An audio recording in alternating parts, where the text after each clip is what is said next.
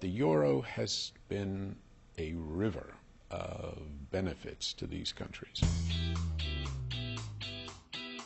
As a long-term advisor to governments around the world, have you ever seen a fiscal austerity program actually work over a sort of 5-year time horizon?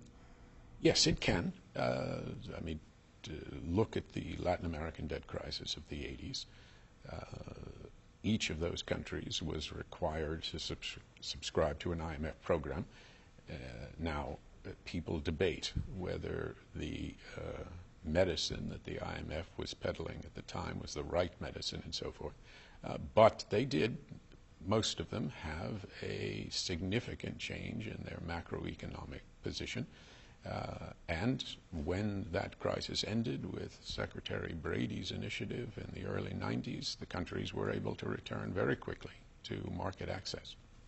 So it can work, but it takes time. What you're seeing in Europe is a demand for fiscal austerity in a very compressed time frame, an extraordinary adjustment in such a short time frame. And then the other question is, you're talking about basically they only have two choices. They can either sort of kick the can down the road for 5 years, or they can do something drastic right now.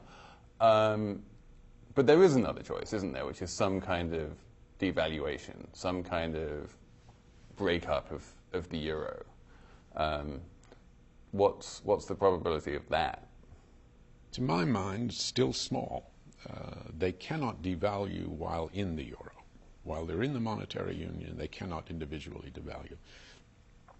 If the motivation for leaving the euro would be solely the ability to devalue and regain competitiveness in that sense.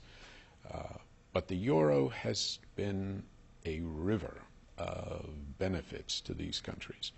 I don't see them breaking it up too lightly. I don't think it's come to that yet.